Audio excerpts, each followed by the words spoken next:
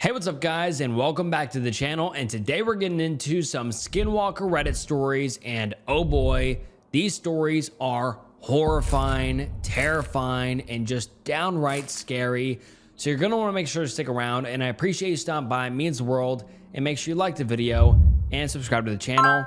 The channel subscriber goal is 1 million subscribers before the end of the year, and it really does help so much.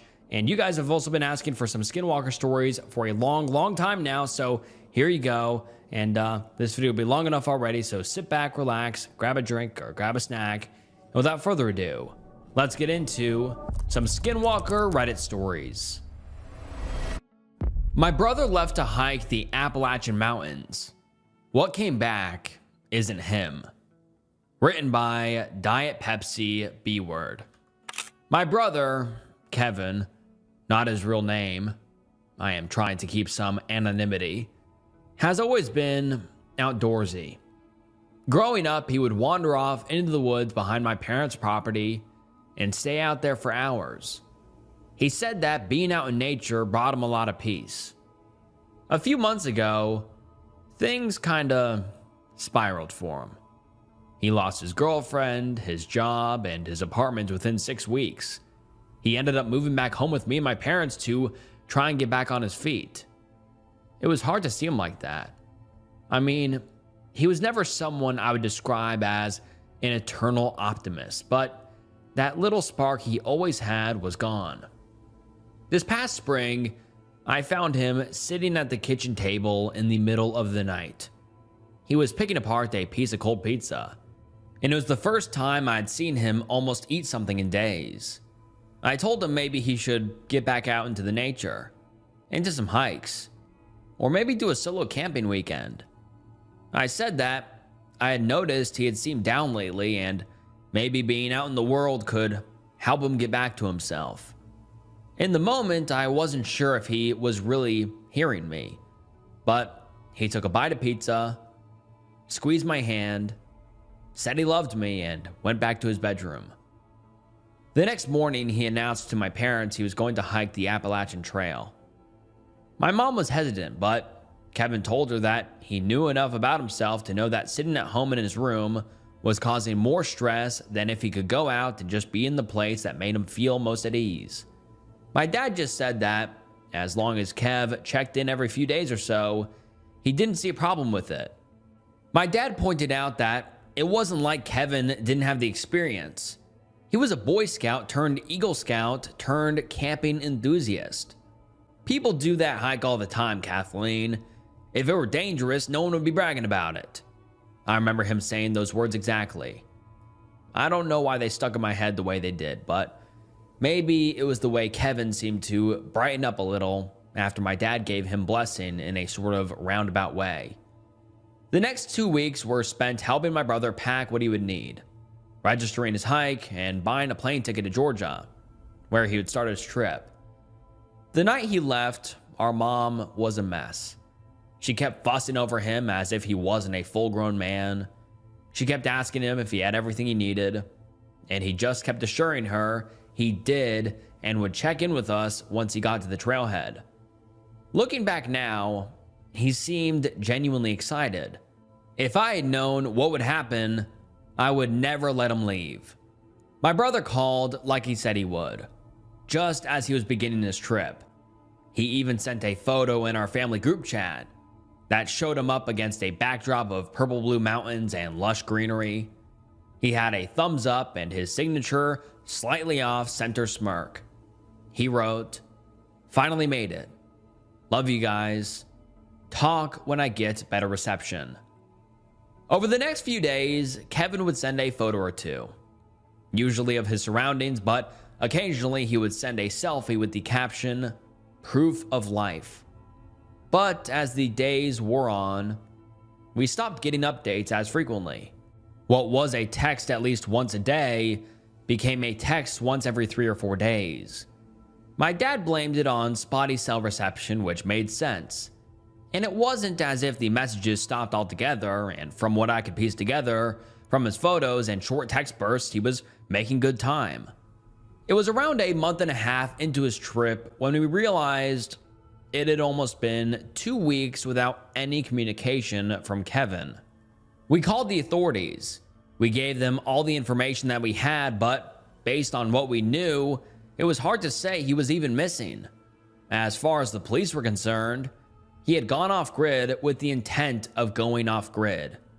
Sending out search and rescue would cost thousands of dollars, and it would be a waste of resources, especially if there was someone else who needed it. They said they would put a notice out to the Ridge Runners, and if they saw Kevin, they were told to tell him to contact us. My mom was furious, but I couldn't necessarily blame the cops for the reason. We had no evidence to support that Kevin was anything but content out in the wilderness. A few days later, a text came through. Just a photo of a sunset and the words, "Everything is okay here." That began the new normal of communication with my brother. There would be long stretches of time where we would hear nothing, just long enough for my mother to start panicking, and then we would get a blurry photo and a generic caption like, "Look what I saw today," or "Wish you were here." One night, while going through the photos he had sent, I realized in the background of every shot from before we had called the police was a black smudge. It was too blurry to properly make it out, and it didn't seem to be an animal or something caught moving in the camera lens, but after the first photo he had sent after we thought he was missing, the smudge was gone. Kevin came home earlier than expected. He also hadn't told anyone his plans. One night during dinner, there was a loud, sharp knock at the door. My dad got up to answer it, and there was Kevin. His hair was long and stringy. He had grown a patchy beard over his cheeks and jaw. His lips were dry and cracked, and his gums were coated in a dried layer of blood. He was rail thin. He had lost at least 30 pounds, and he wasn't a large man to begin with. His clothes were filthy, caked in mud and debris, and his shoes looked like they had been worn thin at the sole. My mother made a sound almost like a yelp and rushed over to him. The smell coming off of him made me gag. It smelled like he had smeared rotting meat under his armpits. My dad just looked at him in shock. When he finally spoke, his voice was dry and raspy, as if he hadn't used it in weeks. "Mom." That was all he could say before he practically collapsed in her arms. I won't bore you guys with everything that happened after that. There was a lot of hugging, some tears, and then a very, very long shower. But something didn't feel right.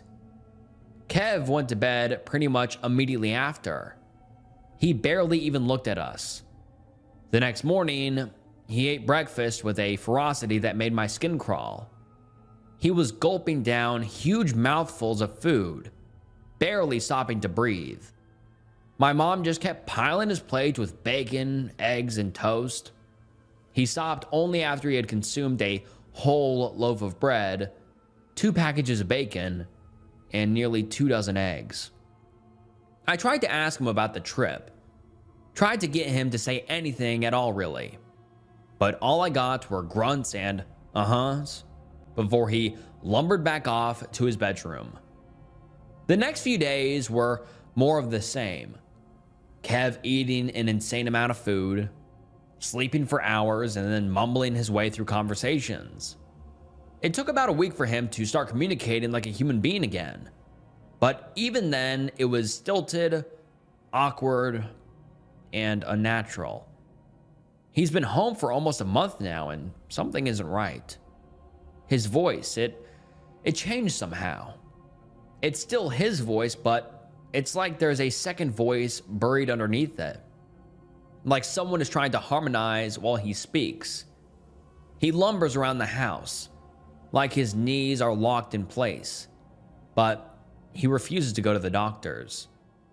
The worst part is the smell. It still won't go away. No matter how often or how long he showers, he still reeks like death. I could have maybe ignored all of this, maybe blame it on him being isolated in the woods for weeks, but after what happened tonight, I couldn't sleep. That feeling of fear in my stomach I felt ever since he's been back hasn't gone away, and honestly, it keeps me up most nights. I was trying to will myself to sleep when I heard the back door creak open. I crept out of my bedroom and down the hall. From my viewpoint, I could see into the kitchen through the window into the backyard. I saw my brother, perched on his hands and knees. He was twitching wildly, like every muscle in his neck and head were spasming.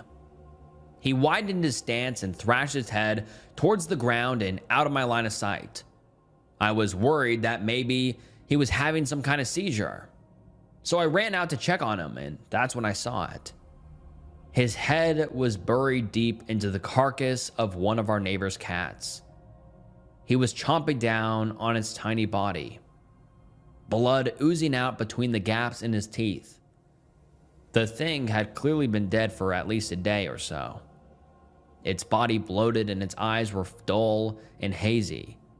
Kevin reached inside the cat's body and started to strip off pieces of muscle and tendon, slurping them up the same way he had been eating our mother's cooking. Pressing his thumb into the thing's skull, he popped out one of its eyes and tossed it back like a grape.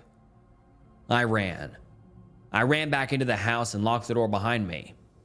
I was about to run back to my bedroom when that smell hit me, that horrible death stench that had been wafting around my brother. I opened the door to his room and inched a few feet inside. Wrapped in his bedding were the decayed bodies of 20 or so animals. Rabbits, mice, squirrels.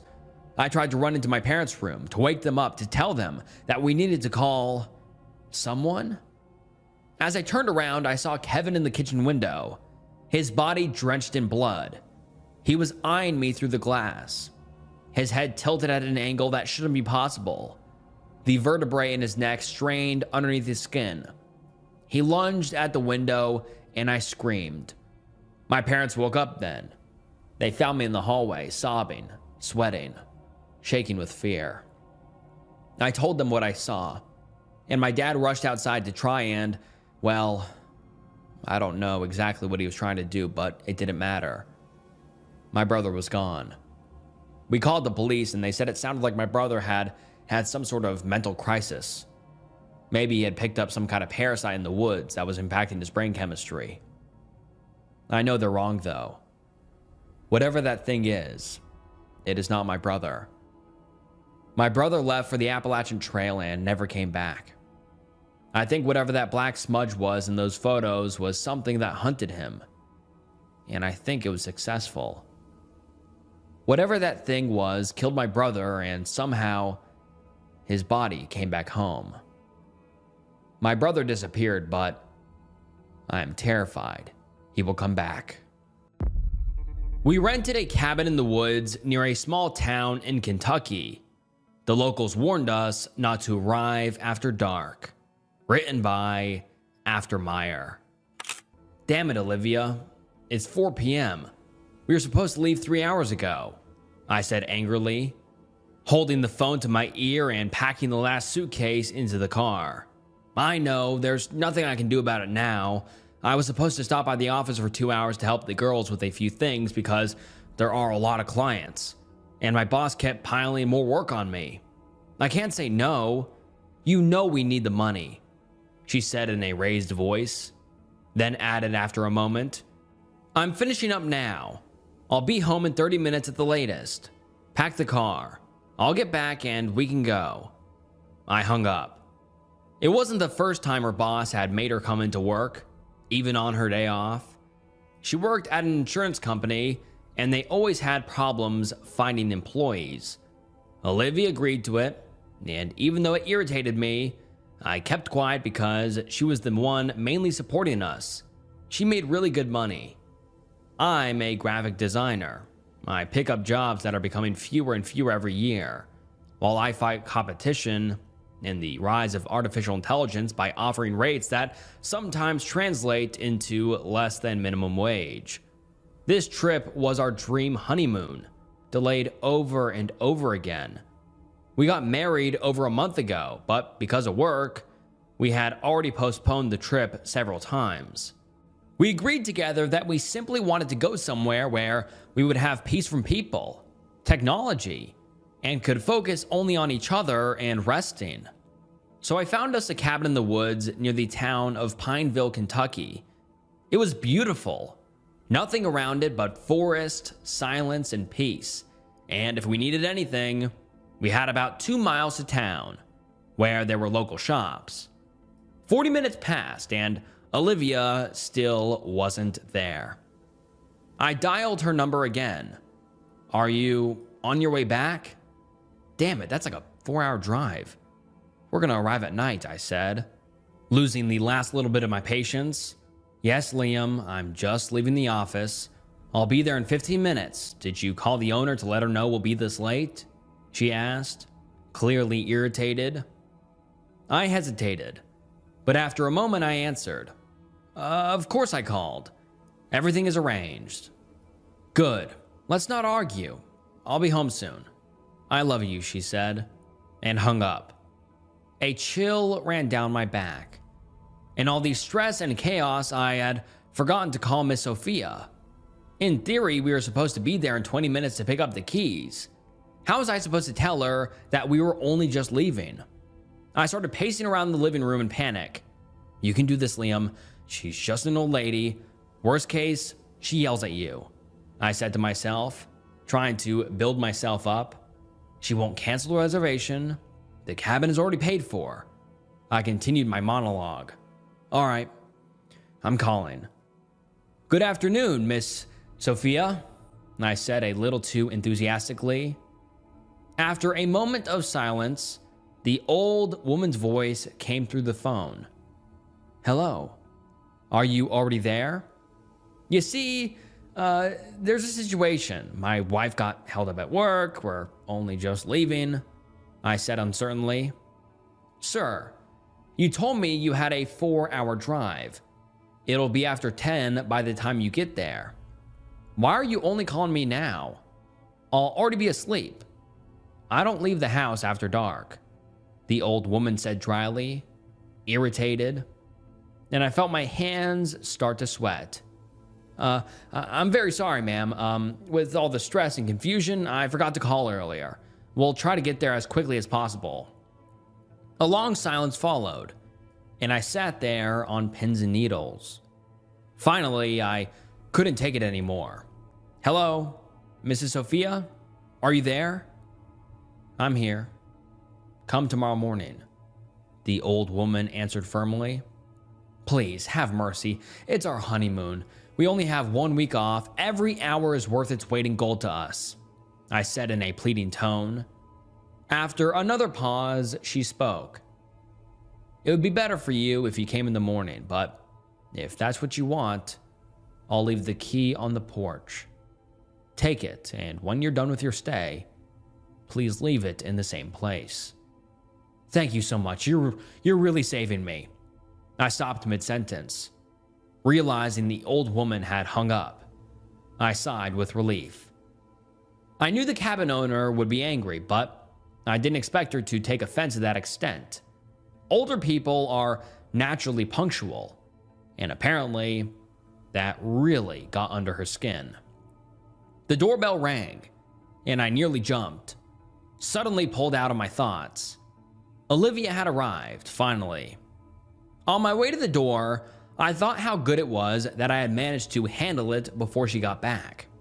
If she found out I hadn't done it earlier, I would have listened the whole drive to her, going on and on about how I rushed her, how I didn't take care of such an important thing, how I lied to her, and who knows what else. So, are we going? I asked, opening the door. Olivia looked at me with a wide smile and answered playfully. I still have to pee. She seemed very excited. We set off.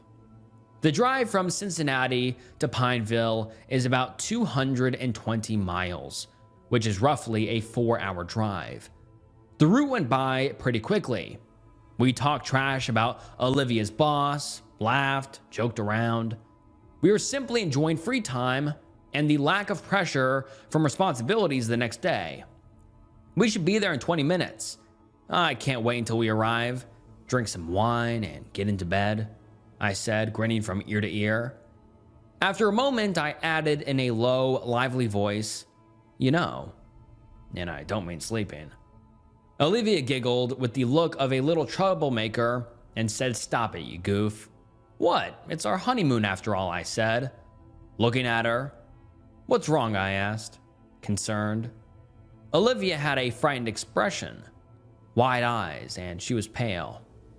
After a moment, she answered, "Liam, I think I saw something weird."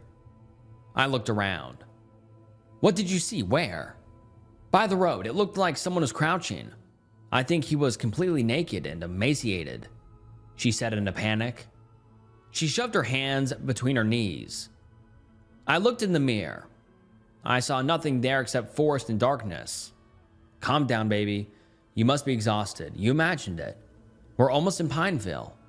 I'll grab the keys quickly, and from there, it's only a few minutes to our cabin." Out of the corner of my eye, I saw her head turn towards me. Damn it, Liam. That thing was looking at me. I wrapped my hand around her and pulled her head against my chest. "Maybe it was just some homeless guy or some sick animal. Don't worry, you're safe." She nodded and forced a smile, but her eyes were still terrified. A moment later, we arrived at Miss Sophia's house. "Wait there a second. I'll be right back," I said, unbuckling my seatbelt. I got out of the car and walked onto the property. The keys were lying on the porch with a cheap tourist keychain. I took them and made a step toward the car. Suddenly, from a doghouse I hadn't noticed earlier, a medium-sized dog burst out with a roar and charged straight at me. My heart jumped into my throat, and I started running. I barely managed to slam the car door shut behind me before the beast reached me. The dog pressed its front paws against the window, barking. I threw the car into reverse and backed out. Jesus, what was that? That old lady could have warned me there was a dog on the property, I said, catching my breath.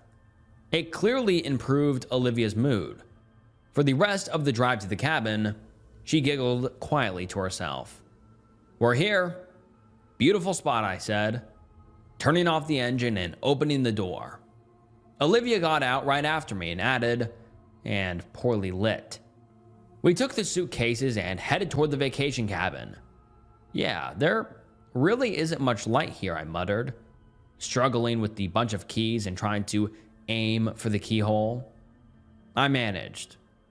We went inside, and the smell of pine wood greeted us. The front door opened into a small hallway with a coat rack.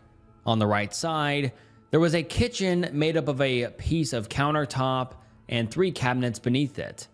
And on the left side, there was a large living room with a couch, a dining table, a fireplace, and stairs leading upstairs. Everything was done in a typical vacation cabin wooden style. I'm exhausted. "We'll unpack tomorrow. Can you turn on the heat? It's cold in here," Olivia said, taking off her jacket. "Sure, there should be instructions for us using the cabin on the counter," I said, setting the suitcase against the wall. I picked up a small notebook and started reading.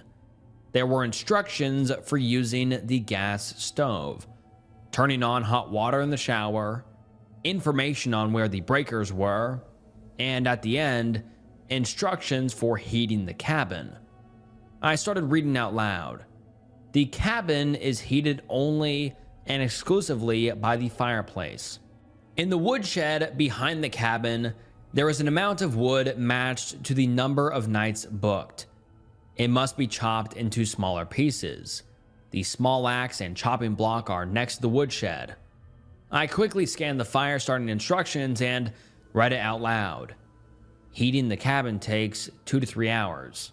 Please do not leave the burning fireplace unattended. I froze. "Good luck lighting it, Liam. Tonight you're sleeping downstairs so you can bravely guard the burning fireplace," Olivia said, irritated, dragging her suitcase upstairs. Shocked by that information, I took out my phone and opened the listing. But how only by fireplace? It says here there's electric heating and fireplace heating, I said angrily. I looked out the window. There was no lighting around the cabin at all. How was I supposed to chop that damn wood in the dark? On top of that, it was 11 o'clock at night. If I started the fireplace now, I wouldn't go to sleep until morning. I changed into sweatpants, laid down on the dusty fabric couch, and covered myself with an equally dusty blanket. I felt scratching in my nose and eyes. Beautiful. Tomorrow I'm calling that woman and demanding a partial refund, I said, closing my eyes. The next morning, I woke up to the sound of cabinets slamming and pots banging coming from the kitchen. I opened my eyes and propped myself up on my elbows. "Do you have to make that much noise?" I asked, slowly getting up from the couch.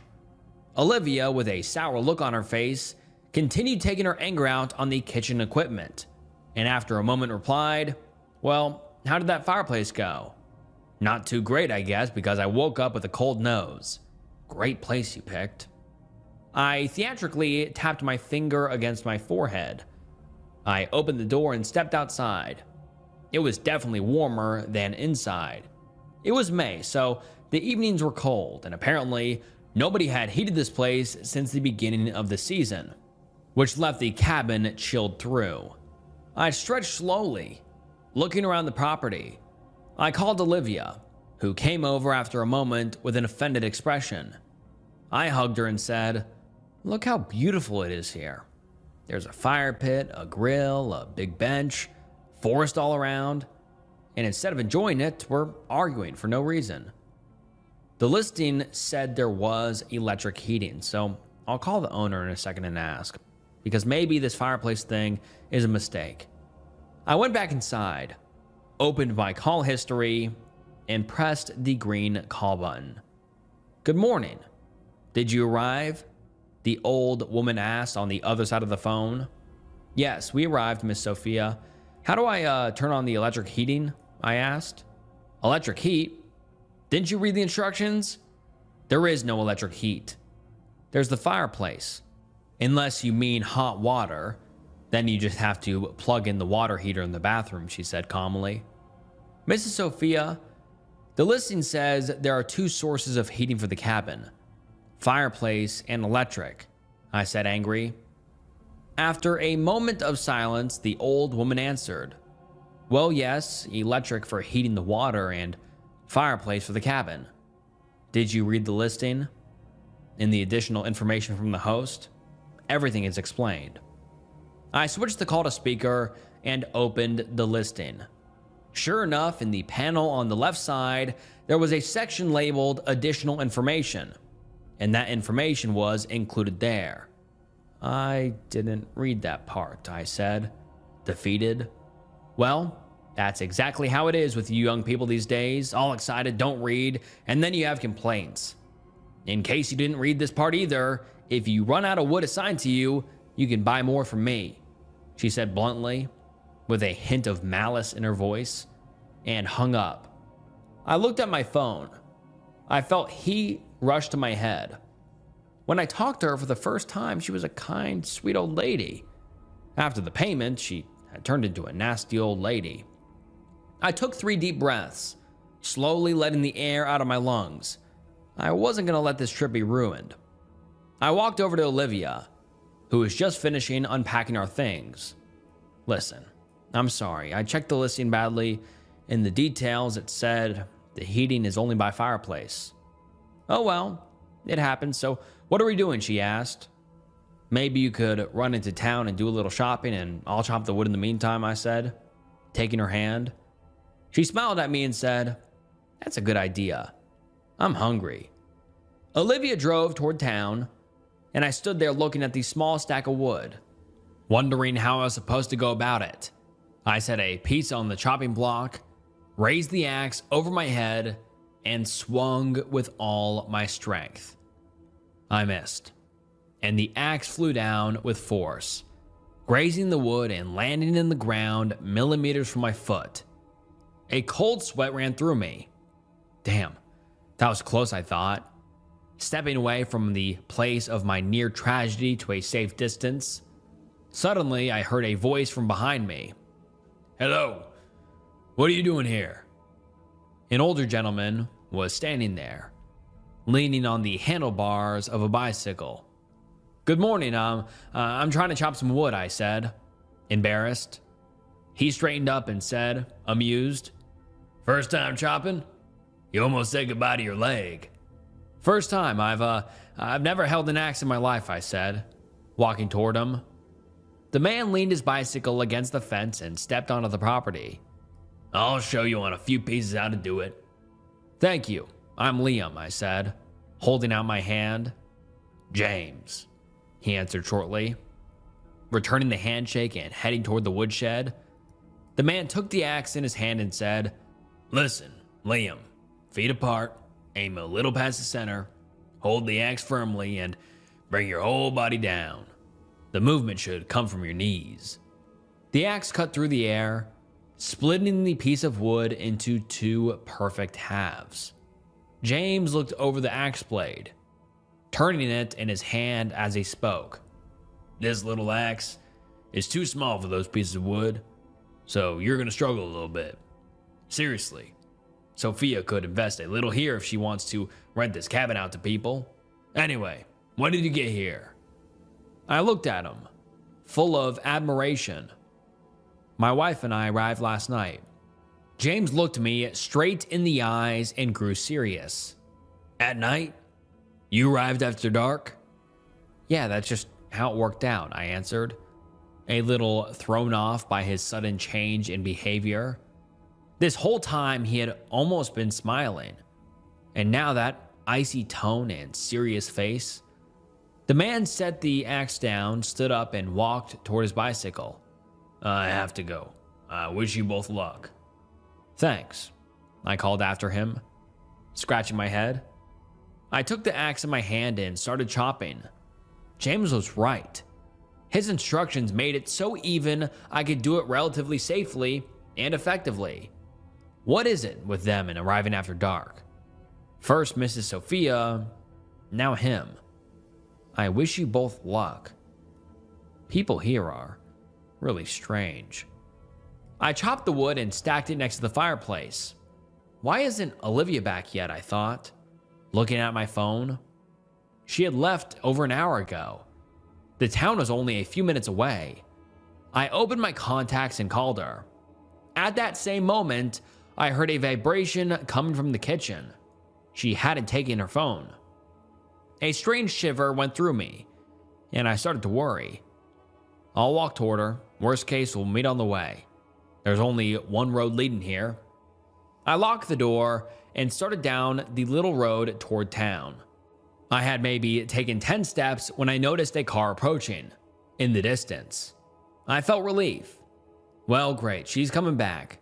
She's gonna make fun of me for worrying for no reason, I said, stopping and waving in her direction. She was driving a little too fast. Something was wrong. I looked closer and froze. The front was dented on the right side. The headlight was smashed and the fender was cracked.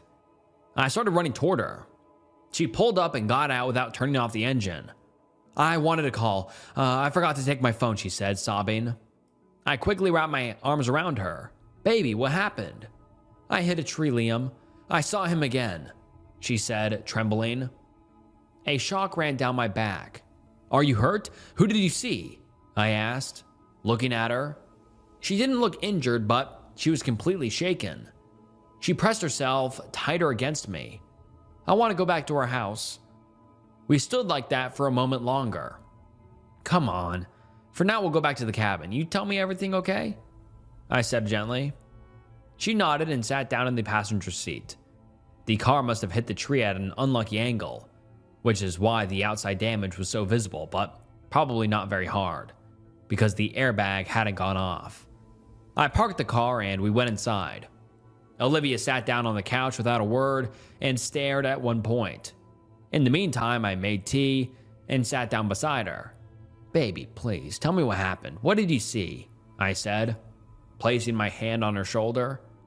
She started speaking in a trembling voice. I was coming back from town. I was somewhere halfway along the road, and out of the corner of my eye, I noticed some kind of shadow between the trees. She sniffed, and tears ran down her cheek.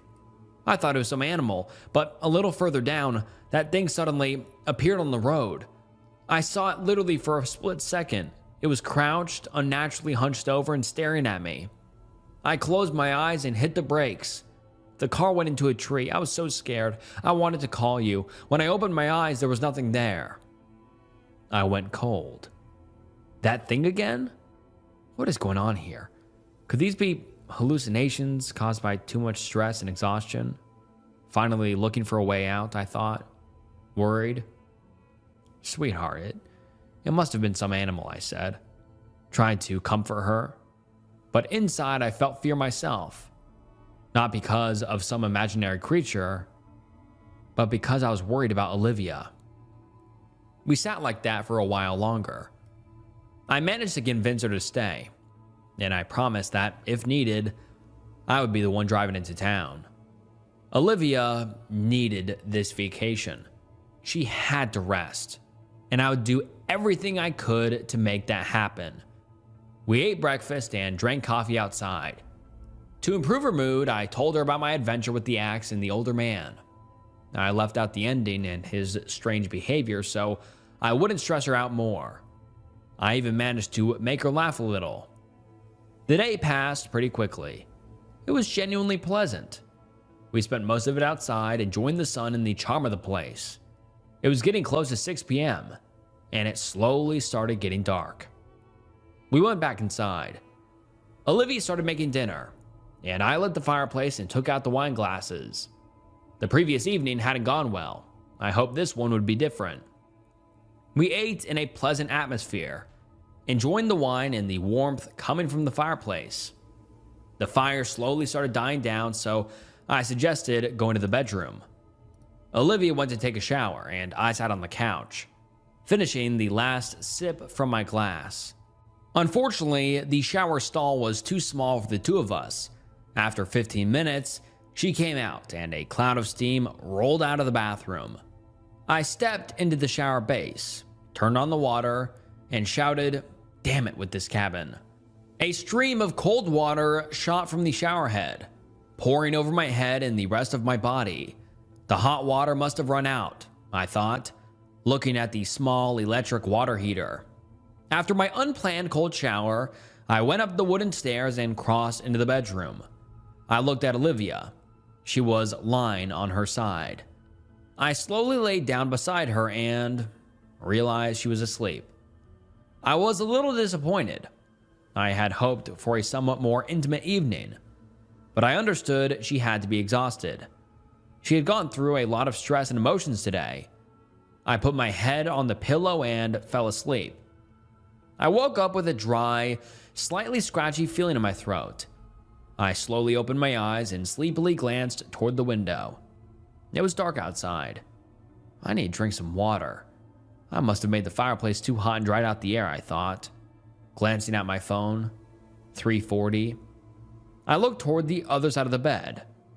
The place where Olivia had been sleeping was empty. Maybe she went to the bathroom or also went to get something to drink, I thought. But I felt that something was wrong. It was too quiet. I sat still for a moment. A huge wave of anxiety passed through me, and I felt my stomach tighten. I couldn't hear any footsteps or any other sounds. I quickly got out of bed and went downstairs. Standing halfway down the stairs, I froze, and my heart beat harder. The door to the outside was open, and Olivia was nowhere to be seen. I grabbed the handle and yanked it much harder than I should have. The door slammed against the inside wall of the cabin, leaving a large dent. I ran outside, my skin crawling and suffocating weight on my chest. My heart was pounding like crazy. "Olivia!" I screamed with all my might, my voice tearing through my throat like sandpaper. The echo carried into the woods, dying out in the distance. I turned on my phone's flashlight and ran around the property. Olivia was nowhere. I caught my breath and screamed, "Olivia!" again. I'd never felt fear like this. My stomach was in knots, and every beat of my heart felt like it was going to burst through my ribs. Where is she? Why did she just disappear, and where the hell is she? I looked around frantically, trying to wrap my head around it. The car was right there, so she didn't drive off. Where the hell is she? Panic was choking me, and my breathing got fast and shallow. Circling the property a second time, I noticed the gate was open. I ran through it, lighting the way with my phone. Running forward, I felt cold sand under my bare feet, and small rocks dug into my skin, cutting me. The air was cold and damp, scratching my lungs with every inhale. I looked around for any kind of trail, anything that could show me where to go. Darkness and tree silhouettes were everywhere. All I could hear was the rustle of the woods, insects, and the thumping in my temples. I ran about half a mile. My lungs were burning like fire. I had to slow down to a jog. My hands were shaking, and I felt completely hopeless. My head was empty, except for one question. Did I lose her forever? Suddenly, from my right, I heard a very faint sound. I strained to listen. I heard my name. I wasn't sure if it was real or if I was just going crazy. I didn't care and ran straight into the trees. Branches snapped and scratched my arms and legs. I ignored the pain. Only finding her mattered. The sound grew. I was getting closer. I ran, pushing through trees and brush. I heard a quiet sob, and a sharp jolt went through my whole body. It had to be her. I sped up, reached a fallen log, and jumped over it. I froze, and my heart stopped with me for a split second. Something was lying under the tree. Olivia. She was in just her pajamas, her arms and legs all scratched up. She had sand and dirt in her hair. I started to shake. My legs went soft. "Olivia," I screamed, running towards her. I hugged her tight. "It's okay, honey. What happened? What are you doing out here?" The adrenaline crashed, and tears fell from my eyes. A mix of everything hit me. Fear, relief, anger, all of it. I held her as tight as I could, repeating, "It's okay. I found you. It's okay now." We stayed like that in silence until she finally spoke. "Liam, I don't know what happened. I woke up, opened my eyes, and I was already here. I think it only just hit her that I was there because she squeezed me back." I felt the warmth of her body, and with it, a massive wave of relief. She continued, head tucked against my chest. "I called for you. I called for help, but nobody came. I was here all alone. I'm cold. Please, let's just go." Another wave of tears hit me, dripping on her head. I held her like she was the most precious thing in the world. I couldn't stop. She was so terrified and helpless. The sight of her was breaking my heart. It hit me how much I loved her. If I lost her, I would lose myself too. I took off my shirt and covered her back. "It's okay. Let's go. We're almost there." When I grabbed her arm, I felt how cold she was. Usually silky, soft, and warm. Now she was rough from the wounds and dirt. Even though I wanted to know what happened, I didn't ask. I saw that she was terrified and lost. We walked in complete silence, broken only by her quiet sobbing. When we returned, we sat at the table. I immediately wrapped her in a blanket. Now, in the light, I saw her clearly. She was pale and covered in dirt, and her body was full of small wounds and... "What is this?" I asked, shocked, pointing at her leg. "I don't know, but it hurts a lot," she answered quietly, sniffling. On her leg was a massive red mark wrapping around her entire calf. I knelt and looked at it closely. Cold sweat rolled down my forehead. 4 thin marks spaced almost perfectly apart. Looked like fingers. It's impossible. They're too thin and too long for a human hand.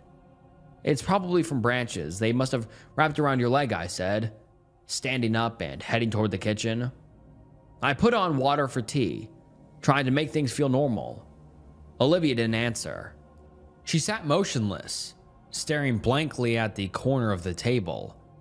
I added after a moment, "Honey, you probably sleepwalked." She lifted her head and looked at me, her eyes full of anger and disbelief. "Liam, I have never sleepwalked in my life, and what the hell was I doing a mile into the woods, for God's sakes?" she asked, her voice rising. I put the bags into the mugs, staring at the kettle. I didn't know what to say. She was right. I'd never seen her sleepwalk. I'd never heard of sleepwalkers doing that. I walked over and looked deep into her eyes. "Listen, honey, we haven't had a vacation in years. We're under constant stress, work, sleep. That's it. Maybe now that your body is resting, it's all coming out. In a few days, once you get some real rest, everything will go back to normal, I promise." "Maybe," she said, trembling, then added as she stood up, "I'm gonna take a shower. I feel disgusting." I stared blankly at the bathroom door. Even though she was safe, I couldn't calm down. I felt a knot in my stomach. The stress wasn't letting go. What should we do? Go back home or stay here? I'm almost certain she needs this vacation, that she needs to just rest. I'm sure once she relaxes, everything will work out. I kept telling myself that. I took the hot tea and sat on the couch. Now that the emotions were fading, I felt the sting from the cuts on my legs. There were so many. Most were shallow, but the ones on my feet were deep. After a moment, Olivia came out of the bathroom and asked, "Liam, are we going to bed?" "Go ahead, honey. I'll join you in a second. I just need to get it together," I said with a forced smile. She ignored it and went upstairs. I washed my feet, took tweezers, and started pulling out splinters and pebbles. There were so many of them. I started to get drowsy. Everything was blurring. I leaned my head back and sank into it. Pain shot through my neck. Damn! I fell asleep sitting up. I slowly opened my eyes and my heart beat harder. A heavy sense of wrong washed over me. It's too quiet.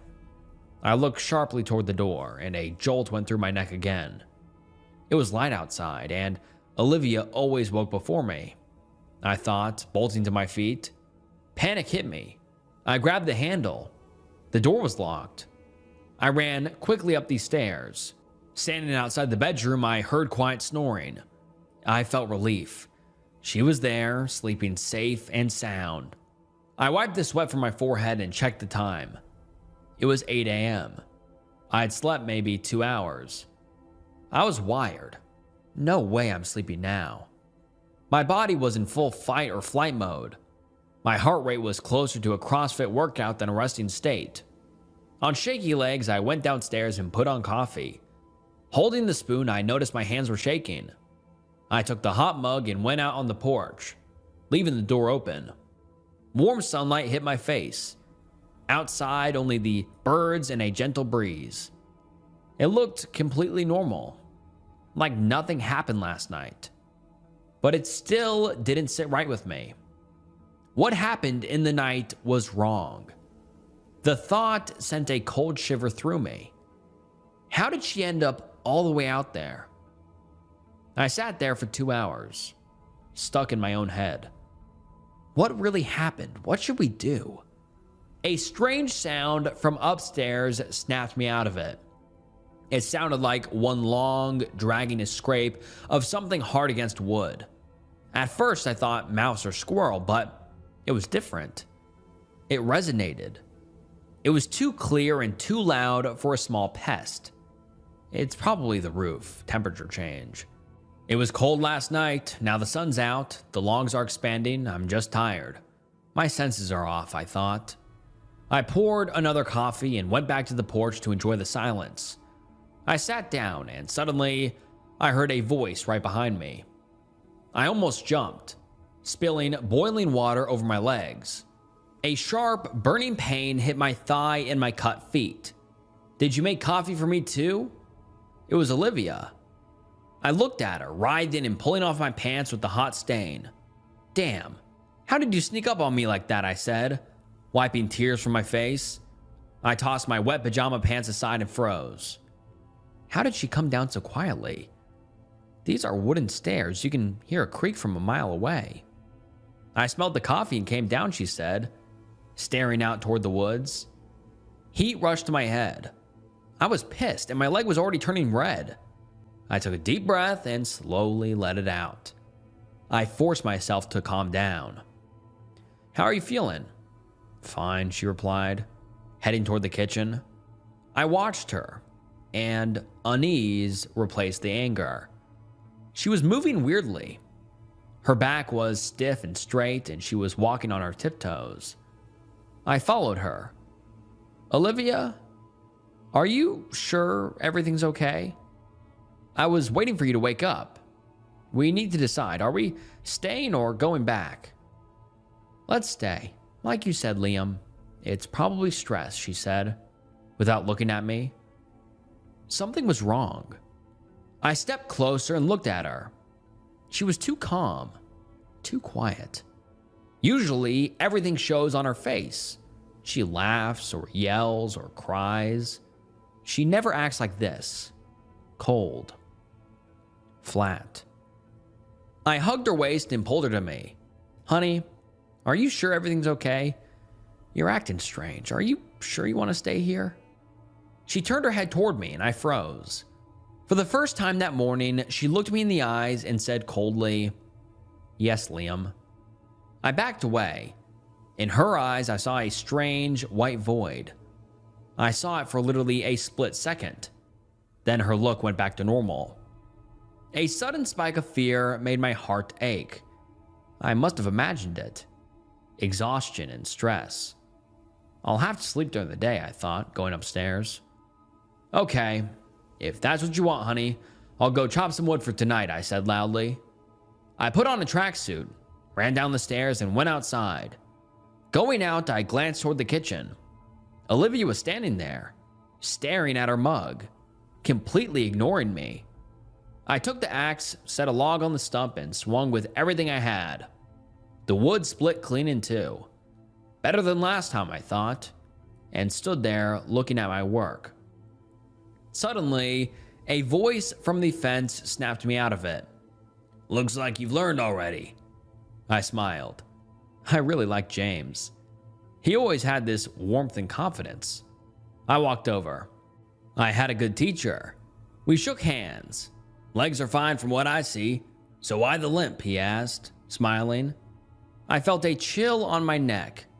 "Yeah, I went outside barefoot, got some splinters." James laughed. "Barefoot?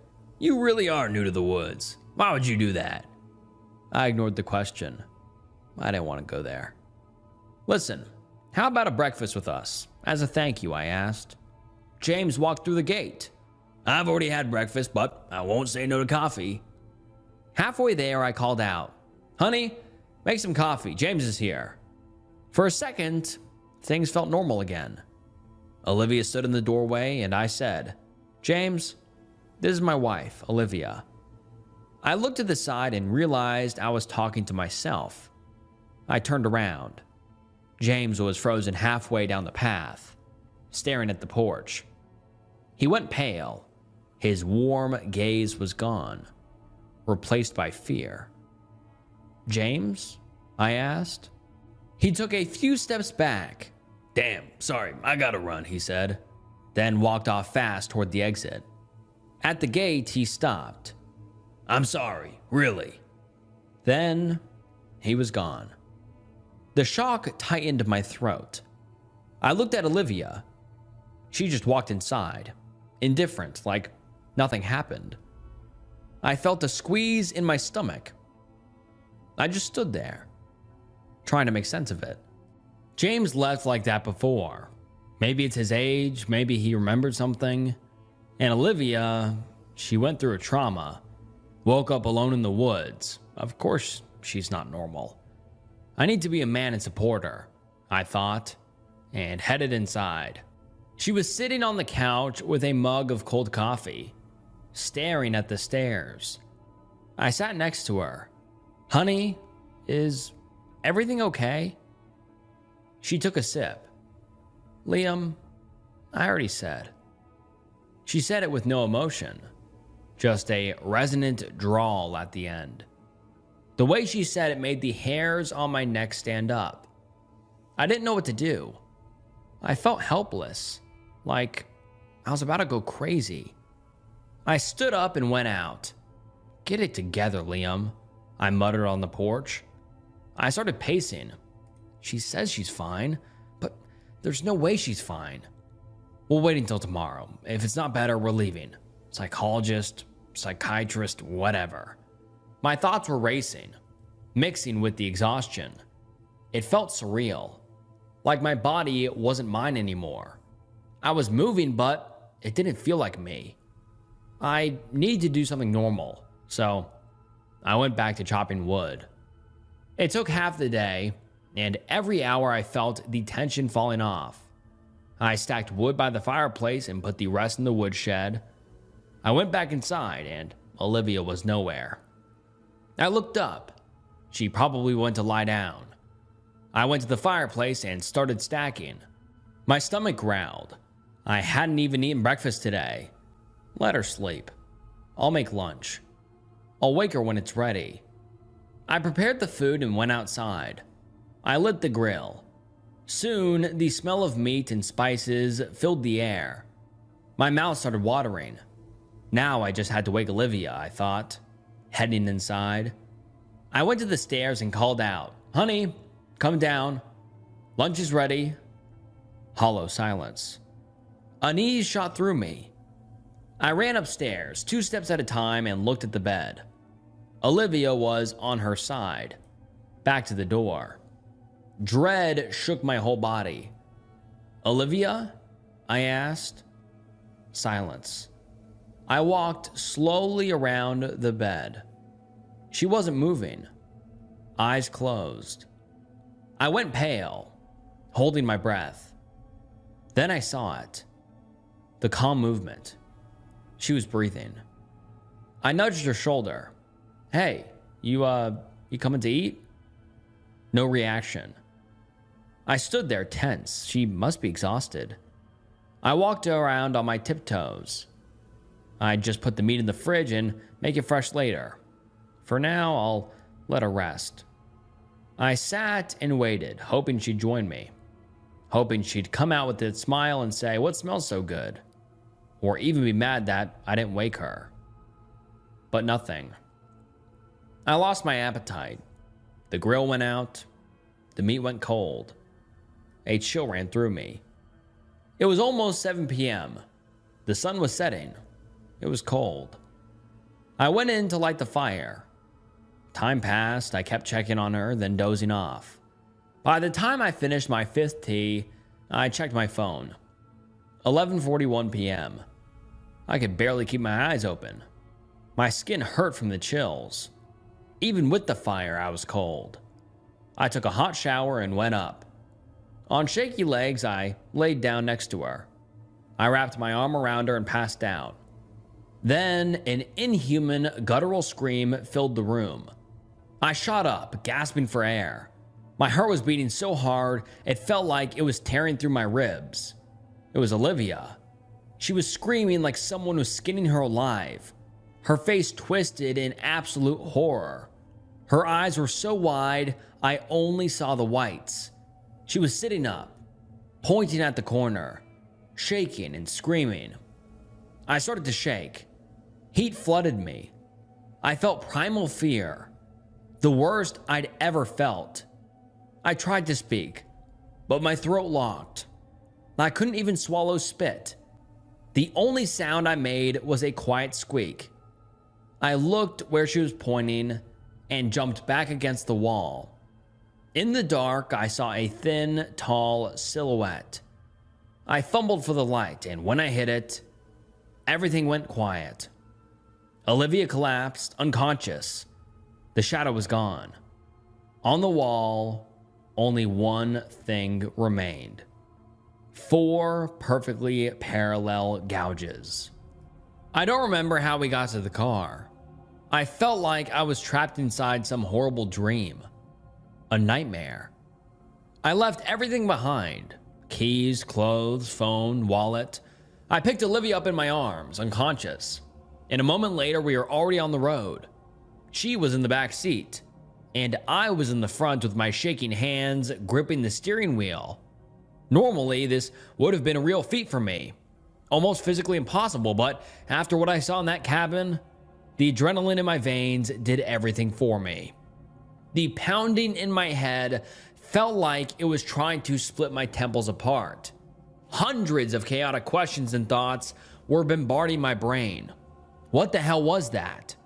Olivia had been screaming at the top of her lungs like she was possessed, in some inhuman, agonizing voice. It was the first time in my life I'd ever heard something that terrifying. And what was that shadow in the corner of the room? It looked like some kind of silhouette, a twisted caricature of some human or animal. And more than anything, where the hell did those marks carved into the wall come from? They hadn't been there just a few hours earlier. A moment later, I realized I had driven into Pineville. I pulled into somebody's driveway and got out of the car without even turning off the engine. The freezing night air hit me instantly. Absolute silence surrounded me. All I could hear was the ringing in my ears and the deep pounding of my heartbeat. No lights, no people, no sounds, no signs of life. At that hour, the town felt almost abandoned. The only thing saying otherwise being the well-kept yards and cars parked in driveways. I quickly walked to the back door of the car and opened it. A drop of cold sweat rolled down my forehead. I looked at Olivia. She was lying motionless in the back seat. I gently placed 2 fingers against her neck and checked for a pulse. It was there, and it was way too fast. I tried waking her up. "Baby, are you okay?" I said, gently shaking her shoulder. She didn't react. I started begging her to wake up, to at least open her eyes, but she was completely unconscious. My throat went dry, and a crushing feeling of helplessness hit me. My legs suddenly felt weak. I dropped to my knees beside the car, and tears started streaming down my face. If only I had listened to her. If we had turned back when she begged me to, none of this would have happened. Why was I so blind? Why didn't I believe her when she said she saw that thing? Did I really want what was best for her, or was I just a selfish bastard? I screamed, slamming my fist into the side of the car. I covered my face with my hand. I started sobbing, gasping for air. I couldn't stop. I cried like a little kid watching someone take the one thing he loved most and crush it beneath their foot right in front of him. Sadness, helplessness, and panic turned into aggression. A wave of rage flooded through me, and I completely lost control.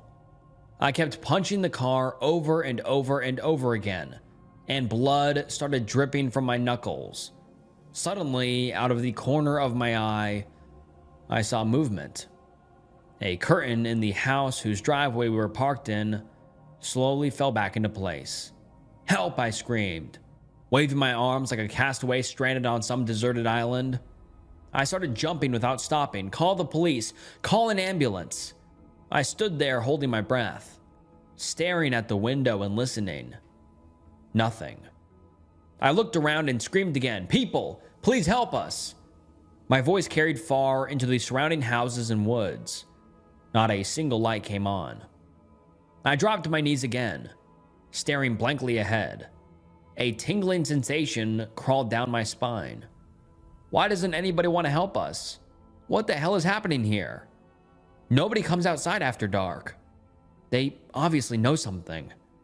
Why didn't anyone warn us that whatever this thing is, it only comes out at night? Then it hit me. James and Mrs. Sophia. I stood up and got back into the car. I placed my hands on the steering wheel and felt a sharp pain in my fists. I looked down. The skin across my knuckles was torn open. I ignored it. I slammed my foot on the gas and drove toward Mrs. Sophia's house. As I drove, I kept glancing in the rearview mirror, hoping Olivia would wake up. But she just laid there, stiff in the back seat, showing no signs of life. The only thing calming me down was the sight of her chest rising and falling. I pulled into Mrs. Sophia's driveway. I killed the engine, opened the door, and ran toward the porch. Just like I expected. Total darkness inside and all around the house. Halfway there, I suddenly froze. I remembered that the last time I was here, that old woman's aggressive dog had almost gotten me. I stood there, motionless, my stomach twisting into knots, waiting for the attack. Slowly, I turned my head toward the doghouse. No movement, no barking. I crouched down and looked inside. It seemed empty. Maybe she bought the dog inside the house. I ran to the front door and knocked. I held my breath, listening for any sounds from the inside, but all I got back was silence. A chill ran through my entire body. If the dog was inside, I'd hear him by now, I thought, knocking again. Then I started pounding on the door with my fist as hard as I could. "Hello? Mrs. Sophia, please, open the door," I shouted, hitting harder and harder. Every punch sent a wave of pain through my hand and left another smear of blood behind. The old wooden door practically jumped on its hinges. I'm not giving up, I thought. For Olivia, I need to find out what the hell is going on. I ran around the property, looking through every window, and with every single one, I could feel the knot in my stomach tightening. Through the gaps in the curtains, I could see the house was almost empty. Inside, there were only a few large pieces of furniture, but all the normal things that prove somebody actually lives there were missing. No kitchen utensils, no rugs, no books, no decorations on the shelves. There wasn't even a couch in the living room. I stood in the front of the porch, staring at the front door like I was hypnotized. What the hell is going on here? Did the old woman leave, I thought? Suddenly, I heard a muffled pounding against glass coming from the car. I spun around. It was Olivia. She was looking around in terror, tears in her eyes. She was crying for help. I took off running and sprinted back to the car. I yanked open the rear door. "Liam, where am I?" she said, stuttering. I wrapped my arms around her. "Baby, everything's okay. You're in the car. Don't be scared. You're safe." I looked at her, and a wave of fear ran through me. Her pupils were unnaturally wide. She was completely pale, with dark circles under her eyes like she hadn't slept in a week. "Liam, I'm scared. Why are we here?" she said in a panicked voice, digging her nails into my shoulder. I grabbed her by the shoulders and looked deep into her eyes. "It's okay, baby. We're going home. Everything's okay." I hugged her again, and that seemed to calm her down, at least a little. I got back into the car and we drove off. I wanted to take her to the hospital, but Olivia kept begging me to take her home. "Liam, please. I just want to lie down in our bedroom, in our bed, please." That was the answer to every argument I made. I didn't know what to do, and I didn't know what the hell I was supposed to tell a hospital. Some strange creature attacked my wife during our honeymoon. I saw it too. They'd lock us both in a psych ward, I thought. So I agreed to drive us straight home. If she didn't feel better by tomorrow, we'd go straight to the hospital. During the drive, I felt nonstop, growing tension throughout my entire body. I kept looking around, checking if that thing was following us, if it would suddenly appear on the side of the road or in my rearview mirror. I asked Olivia if she remembered what happened. I had a horrible, terrible nightmare. I was so scared. I don't remember it exactly, but I know something really bad happened in it, she answered, curling up. After a long pause, I looked over at Olivia. She had fallen asleep. We were almost at the exact stretch of road where she had first saw that thing. I could feel panic taking over my body, like I was wearing a ticking bomb whose timer was about to hit 0. We were getting closer to that place. Closer and closer. Sweat started rolling down my forehead, one drop after another. I prayed we'd get through that stretch as fast as possible. I prayed that thing wouldn't show up. Just one more mile, I thought, holding my breath. I tightened my grip on the steering wheel, looked toward the shoulder, and a massive wave of relief hit me. I gasped for air and finally relaxed. There was nothing there. We were safe. The nightmare was over. The rest of the drive went by fast, and I spent most of it fighting my heavy, drooping eyelids. I pulled into our driveway and killed the engine. Olivia was still asleep. The dashboard clock read 6:30 a.m. The sun was coming up, flooding everything with warm morning light. I stepped out of the car, and a strange mix of relief and that familiar feeling of finally being back somewhere safe washed over me.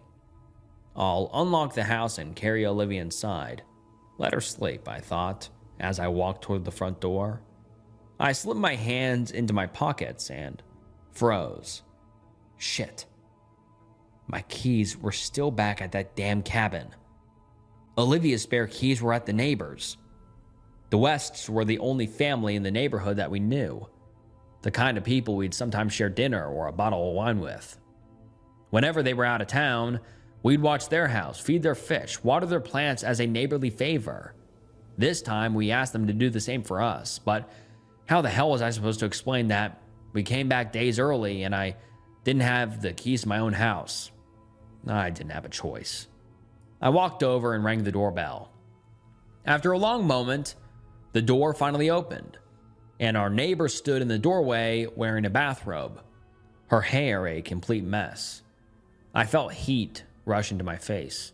"Oh, Elena, hey, did I wake you up?" "Liam, you're already back?" she said dryly, rubbing her sleepy eyes. She's definitely not happy, I thought. "Yeah, Olivia wasn't feeling well. I think she might have caught some kind of cold. Can I grab the keys?" I said, feeling the shame and embarrassment building inside of me. Elena walked back inside, clearly irritated. "Liam, it's 6:30 a.m., Sunday. Couldn't this wait until at least 8? You know, this is the only day of the week we actually get to sleep in." She came back a moment later, stopped a few feet away from me, held out the keys, and added, "And why exactly are you wearing pajamas? And where are your shoes? Liam, is everything okay?" "Sorry, I had lost my keys. Olivia was feeling really bad, and we came back in a hurry," I said, staring down as I took the key. A wave of heat flooded my face. I could feel my ears turning red and my breathing speeding up. In all of this, I had completely forgotten I wasn't wearing normal clothes. I had run out of that house in a total panic with only Olivia in my arms. Elena frowned and looked at me uncertainly. "Oh my God, Liam, what happened to your hand?" I quickly hid my hands behind my back, and a shock ran straight down my spine. I looked up for only a second and saw the expression on her face. Confusion. Concern. "It's nothing. Olivia's waiting. Gotta go. Bye," I said, almost running back toward our house. I never heard the sound of her door closing, and I could still feel her eyes on me. I panicked. "You should have made something up, you idiots," I cursed at myself. I unlocked the house and went back to the car for Olivia. As I picked her up, I could feel my arm shaking. I glanced nervously toward the West's house. Elena was gone. She must have gone back inside. I'll explain it somehow later, I thought as I walked toward the house. I stepped through the front door, and years of sitting behind a computer with zero exercise immediately made themselves known. As I climbed the stairs, my legs were burning, and my spine was begging for mercy. I finally made it to the bedroom and carefully walked toward the edge of the bed. Setting Olivia down went a lot less gracefully than I had planned. I lost my balance under her weight and fell onto her, face first into the blanket. I quickly stood up and pulled my arms out from under her.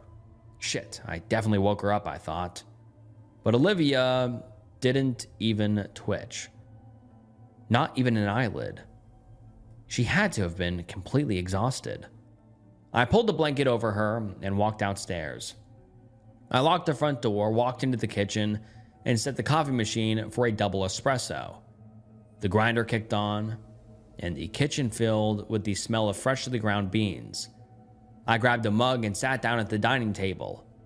We're home. We're safe. It's over. I kept repeating it to myself as I took a sip of hot coffee and stared blankly at the corner of the table. I rubbed my tired eyes. Even with the dopamine hit from that familiar, comforting taste, the exhaustion was still cutting through.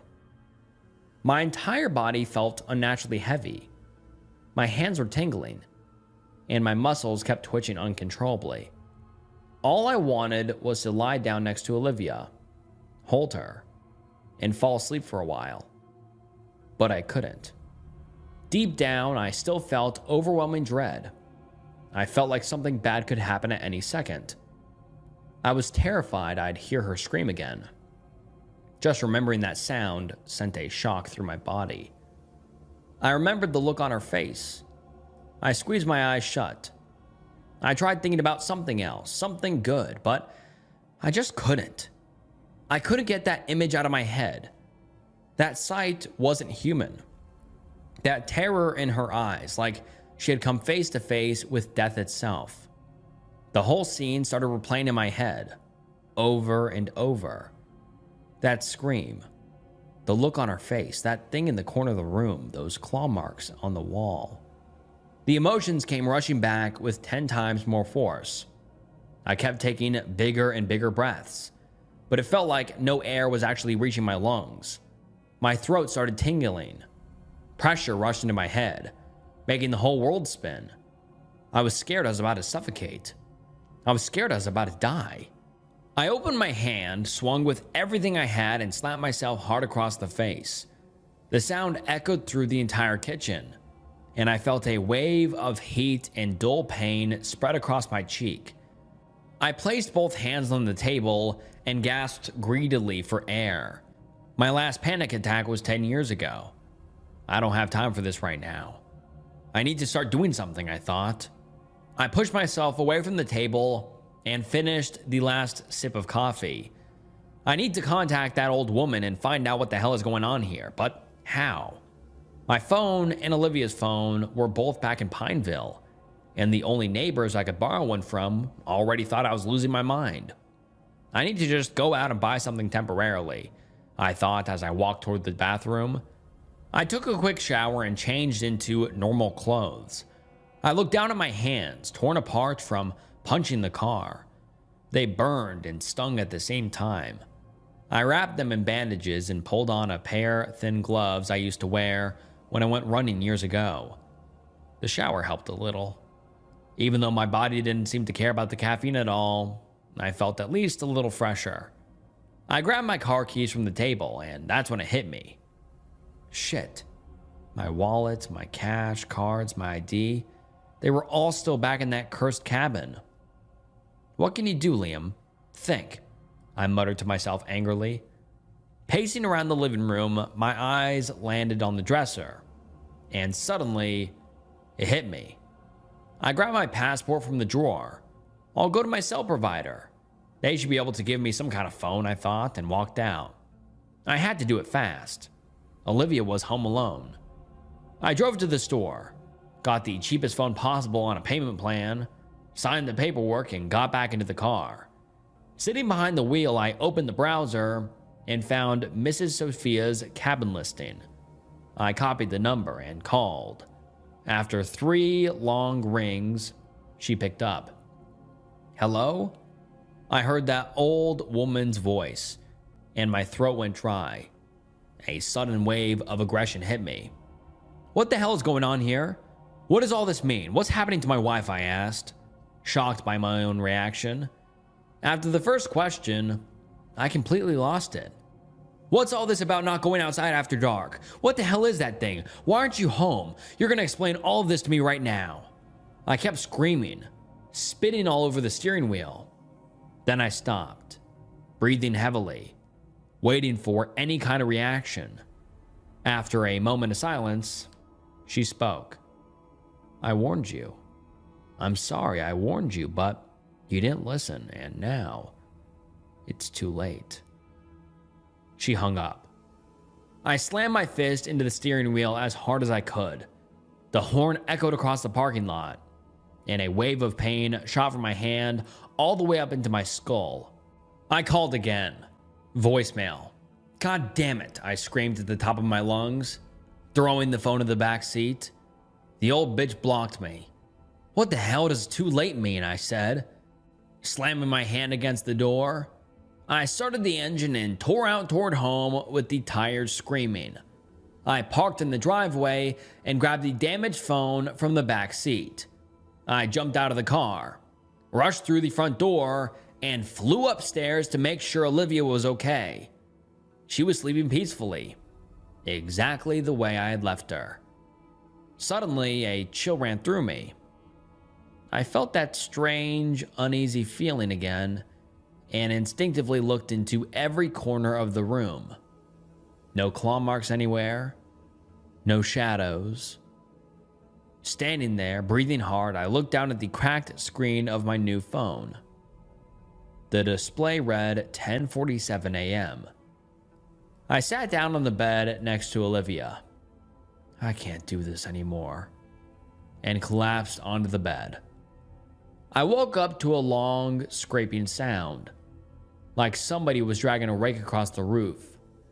A violent shock shot through my body, and I jumped out of bed. I turned on the bedroom light. I looked around. Olivia was still asleep. "Holy shit," I said, breathing heavily. My heart was pounding like crazy. A wave of fear spread through my entire body, so hard it physically hurt. I felt weak. I dropped into a crouch and grabbed my chest. I felt like I was millimeters away from a heart attack. I froze there, fighting for every breath. I took a few slow, deep breaths, slowly letting the air out. I carefully stood up and turned off the light. I grabbed my phone and walked downstairs. I pressed the lock button and stared at the screen through half-dead eyes. The numbers shimmered in my vision, but after a moment, I managed to read the time. 3:35 a.m. Shit, I slept through an entire day, and half the night. I put on my shoes and opened the front door, rubbing my stiff neck. I stepped outside. What the hell was that sound? Did I dream it? I had to know. I walked around the house, carefully checking every side of the roof. Nothing. It had to be my exhausted, fried brain playing tricks on me. The cold night air started calming down my blood pressure, and a light chill spread across my skin. I walked back inside and headed toward the kitchen. I walked up to the coffee machine and pressed the coffee icon. Then suddenly, out of the corner of my eye, I saw movement. I flinched and took 3 quick steps back. Something moved across the backyard outside the window, unnaturally fast. My heart started pounding again. I stood there, staring at the glass like I was hypnotized. Am I losing my mind, I thought, as I slowly stepped closer to the counter. Then suddenly, I heard knocking behind me, on glass. A violent shock ran down my spine. My entire body locked up. Slowly, I turned my head toward the living room. A drop of sweat rolled down my temple. I walked forward on shaking legs, moving slowly toward the window. A wave of fear wrapped around my body like a pressure chamber. In the glass, lit by the moonlight, I could see sharp, perfectly symmetrical dents, and tiny pieces of glass shimmered across the windowsill. They looked like they'd been made by something large and sharp, with 4 blades. My hands started tingling, like thousands of needles were stabbing through them, and my fingers curled inward on their own. Standing there motionless, I suddenly realized I hadn't been breathing for several seconds. I gasped for air and took a step back. We need to get out of here, I thought, as I started toward the stairs. My body felt like it weighed a ton. I had to fight for every step, for every breath. My body kept jerking with violent spasms. I practically crawled upstairs on all fours, stepped into the bedroom, and froze. Olivia was lying in bed. And above her, I saw a twisted, sickly thin silhouette crouching there, its face only inches from hers. The creature slowly turned its head toward me. I wanted to scream, but my throat felt locked shut in a vice. I could feel my face twisting into pure terror. I couldn't do anything. I couldn't even move. I just stood there, staring at that thing. The pale, almost chalk-white monster that slowly lifted one of its limbs, and I saw 4 long, razor-sharp claws. I started stuttering, trying to catch my breath. I could see it was enjoying this. I could see it feeding on my fear. I could even see that it found it funny. It looked straight into my eyes. I felt those empty, milky white eyes boring into me, like they were sucking the soul out of me. It slowly lowered its limb without taking its eyes off me, and gently rested it on Olivia's chest. Then it dragged those claws slowly down her body, leaving behind 4 red lines soaking through her pajamas. Adrenaline ripped through my body, overpowering the fear. I screamed, "No!" and charged straight at it. I saw nothing but a quick movement, a blur, and a split second later, I felt weightlessness, then violent impact behind me. The hit came with no pain at all. I heard a crack, and then everything went black. I felt a dull pain in the back of my head, and my temples were throbbing with a splitting ache. I slowly peeled my face off the hard, cold floor panels of our bedroom. A warm, red stream ran down my cheek and chin. What the hell is happening, I thought, bracing my hands against the floor. A sharp, piercing pain shot through my ribs and folded me in half. Carefully, I lifted myself up and looked around. Through my blurred vision, I noticed a crimson puddle beneath my feet. Holding my ribs, I turned around and froze. Red stains shimmered across the empty bed. The sheets were torn apart, and deep, perfectly symmetrical 4 marks had been carved into the walls. The memory of what had happened struck my mind like lightning. "Olivia," I screamed, and a tearing pain in my stomach dropped me to one knee. Slowly, I got to my feet and staggered downstairs. My phone was sitting on the kitchen table. I lunged for it, ignoring another wave of pain. I punched in the number and held it to my ear, feeling the room spin around me. A voice came through the phone.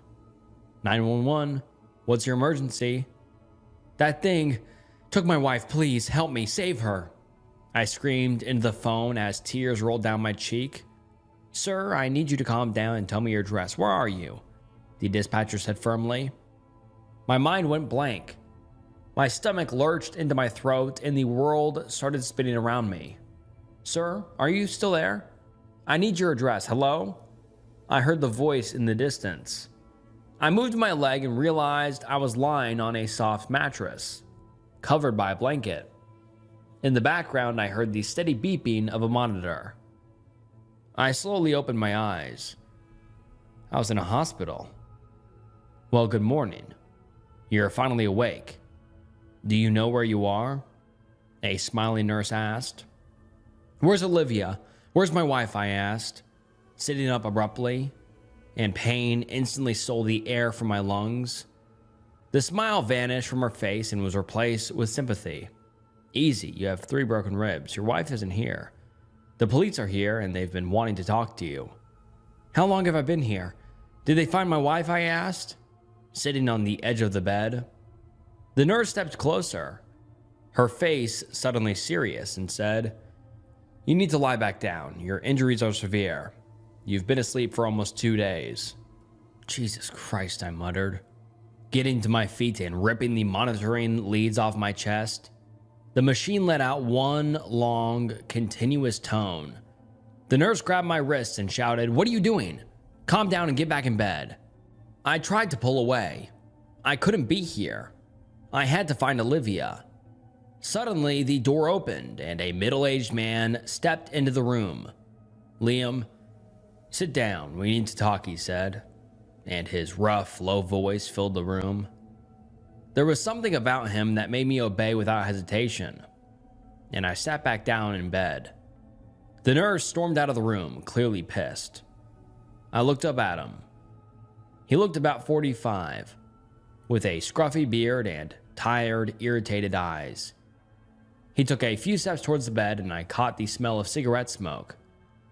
"My name is Detective Carter," he said, pulling out a small notebook. Snapped out of my daze, I shouted, "You found my wife? What happened to Olivia?" "Calm down. We haven't found her yet. I need more details from you. The paramedics found you unconscious at the table with head trauma and broken ribs. What happened?" he asked calmly. A painful knot twisted in my stomach. "Please, find Olivia." I heard scratching, knocking on the window. I went upstairs to the bedroom. I wanted to grab her and get out. Then I saw it on top of her. I saw a monster with huge claws, pale, white, and my voice caught in my throat, and my eyes started filling with tears. Detective Carter simply looked at me and waited for me to finish. I swallowed hard and continued. "It scratched her. Then it jumped on me, and when I came to, Olivia was gone. Then I woke up here. Please, for the love of God, save her. That thing took her." I said it, feeling like I was completely falling apart. I buried my face in my hands, and tears streamed uncontrollably down my arms. "We spoke to your neighbor. She says you talked 2 days ago. You woke her up early in the morning. Apparently you came back from your trip sooner than expected. You're wearing nothing but pajamas, and your knuckles were torn up. That matches your medical records." He paused, looked down at his notebook, and quietly read, "Fractured fingers, lacerations partially healed." Then he looked me straight in the eyes. "She says she never saw your wife. She also said you were acting very suspicious." I stared at him in disbelief. He suspects me. He thinks I did something to Olivia, I thought, and a violent shiver ran through my entire body. We came back together. Olivia was in the car. That thing followed us from Pineville. It started haunting her back there. We had to run, that's why. For Christ's sake, I was wearing pajamas, I shouted, wiping tears from my eyes. "And the so-called boxer's fracture? Where'd that come from?" "What, Liam? You beat the shit out of a monster?" he asked, raising his voice. Heat rushed through my entire head. I stood up and stepped toward him. "You think I'd hurt my wife? I'm telling you the truth. Why are you here instead of looking for her? Why the hell are you wasting this time? That monster took Olivia. We need to find her." I screamed inches from his face. It didn't faze him in the slightest. He placed a hand on my shoulder. I felt a firm grip near my collarbone, and in his tired eyes, I saw something almost like sympathy. "The faster we finish this, the faster I can get back to looking for your wife," he said calmly. Then he added, "Where did you get those injuries on your hands come from?" I stumbled backward, grabbed the hospital bed railing, and sat down. I was hitting the car. I felt helpless. Olivia was unconscious. That monster did something to her. I couldn't wake her up. I kept punching the side of the car over and over and over again. The detective pulled out his radio. "Can I get confirmation on dents along both sides of the vehicle?" Then he looked back at me. "All right, and your injuries, the ribs, the head?" The memory of the attack flashed through my mind, and a cold sweat broke out across my body. "I told you, the thing jumped on me. It threw me into the wall like a rag doll," I said, staring at the floor. "We found blood in your bedroom. It's being tested. You're telling me that a monster made those holes in the wall and in the bedding?" "You're sure we won't find any tools?" "The marks are incredibly even and deep, almost like somebody used what the text described as sharpened garden rakes," he said, never taking his eyes off me. I felt helplessness building inside of me. That feeling had been growing nonstop ever since our goddamn trip. I had completely lost control of everything. I looked him straight in the eyes. "Detective Carter, please. Believe me, I know I sound insane. I know it sounds impossible, but you have to help me. You have to find my wife." At that moment, a doctor walked into the room. "Sorry, detective, but that's enough. The patient doesn't have the strength for an interrogation this intense. He needs rest." A nurse walked in right behind him. "Keep my number. If you remember anything else, call me," Carter said, handing me his card. Standing in the doorway, he added, "Don't leave town." The doctor stepped closer and gently helped me back onto the bed, saying lie back, and out of the corner of my eye, I noticed the nurse injecting something into my IV. I flinched as a sharp wave of pain shot through my arm, from my ribs all the way into my lungs. Anger started building inside me. "What the hell did you give me? I don't want to rest. I want to get out of here," I shouted.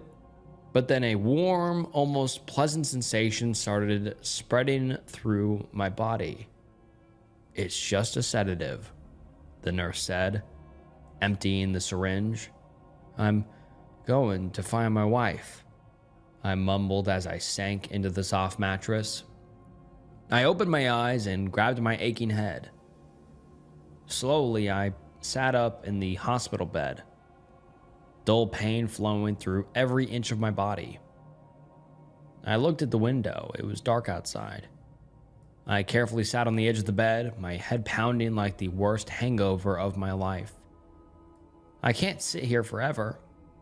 I have to do something, no matter what, I thought as I got to my feet. I slipped the pulse monitor off my finger and ripped the IV out of my arm. Staggering, I walked to the door and slowly opened it. Dim light filled the hallway. Absolute silence, broken only by distant coughing and the soft sounds of hospital machines. I stepped out slowly, keeping one hand against the wall for support.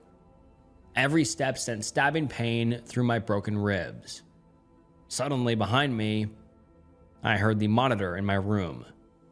It went completely insane. The alarm wailed, echoing through the dark hallways. A sudden rush of adrenaline hit me, and for a moment, the pain eased. I picked up the pace. Halfway down the hallway, I spotted a door. I walked closer and opened it, a stairwell. I looked at the floor sign, 3rd floor. I grabbed the railing and started moving down as fast as I could. 2nd floor, 1st floor, I whispered, reading the signs as sweat rolled down my forehead. I opened the door and carefully peeked into the hallway. Empty. I moved slowly, pressed against the wall, and hid behind a vending machine. Only the reception desk left. My stomach twisted into knots. If they see me there, there's no way I'm outrunning anybody in this condition. I slowly leaned my head out. Nobody. I started moving as fast as I could towards the exit. I passed through the automatic doors and felt the cool night air hit my face. The night was surprisingly warm. Filled with relief and hope, I quickened my pace. Every step my shoes took against the concrete sent a brutal, piercing pain through my body. I ignored it. It was a small price to pay if it meant finding the woman I loved. The streets were almost completely silent, interrupted only now and then by a passing car. Then suddenly, from a bus stop across the street, I heard a muffled voice. "Hello?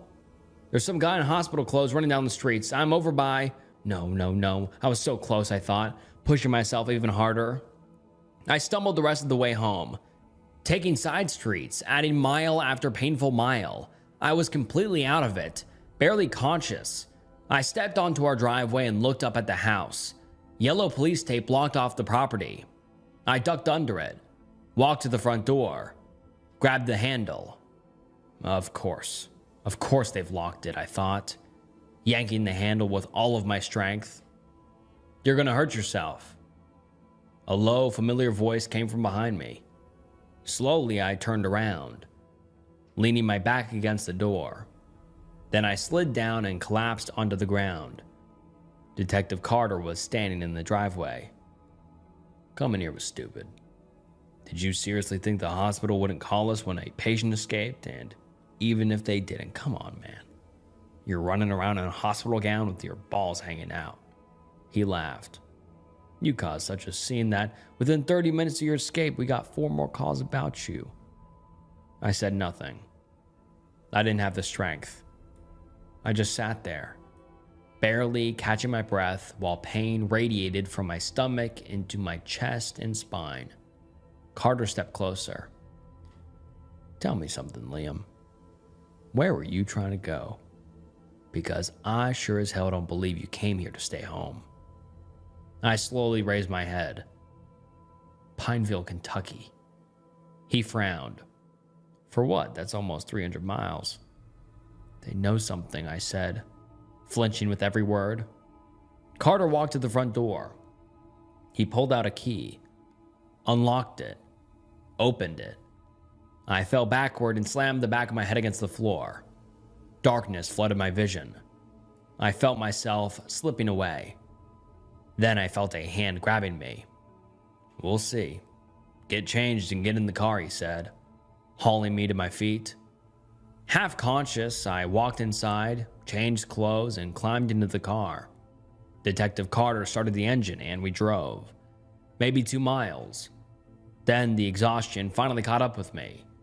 I sank into the soft leather seat and the vibration of the moving car knocked me out almost instantly. Wake up, we're almost there. I heard Carter's voice. I opened my eyes and immediately squinted as bright sunlight stabbed into them. I wiped the drool from my mouth, then instinctively glanced sideways, hoping Carter hadn't seen. What now? He asked. We need to drive to the edge of town. There should be a old woman's house there. She knows something. He looked at me. What do you mean she knows something? Why are you so sure? I looked back at him. She rented us the cabin. She warned us not to arrive after dark. I called her after we got home and she told me she was sorry, but it was already too late. Carter glanced at me uneasily. Too late for what? My stomach tightened. We're here, right there, I said, pointing toward Mrs. Sophia's property. Carter pulled into the driveway and killed the engine.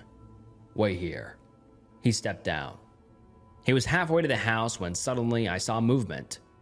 A dog came charging straight at him. I grabbed the handle and adrenaline exploded through my body. I took off running toward the woods, holding my ribs. Tears streamed down my face. Every step made my vision blur. I was close. I could feel it. Olivia had to be in that goddamn cabin. I'll get her out. I'll figure something out. I'll save her. Then suddenly, I tripped over a branch. The pain was beyond anything I'd ever felt. It drove all the air out of my lungs. I rolled on the ground, clutching my ribs, sobbing. I had to take this route. If I'd gone down the main trail, Carter would have caught me. And God knows we'd probably be heading back to Cincinnati by now. I'm close. I have to get up, I thought. I planted my hands against the dirt, slowly pushed myself upright, wiped the sand from my face. I took one step forward and froze. I felt myself piss down my pants, the warmth running all the way to my ankles. Behind me, I heard it. A long, slow, metallic scraping sound against wood. There is something wrong with my wife's new friend. I find it hard to put into words when and how this nightmare started. I moved with my wife Sarah to the other end of the country, which took a major toll on our social life as well as our marriage. God, I wish I hadn't accepted this job in the first place. We were the social sort. She worked at a law firm and I was a welder. Out of the blue, I got an offer to relocate and resettle at another site for 3 times my income. After discussing it with Sarah, We decided that I would take the job and she would find whatever work she could around here. Everything was okay for the first few months, but life started to get dull. This place is somewhat small, and there isn't really much to do around here that doesn't become boring after a while. The lack of novelty took a toll on our marriage. I began to dread coming home from work and would take extra shifts just to delay going back to the house as much as possible. Every day, I would sit for an hour in my truck on a secluded part of the road, just smoking and pondering.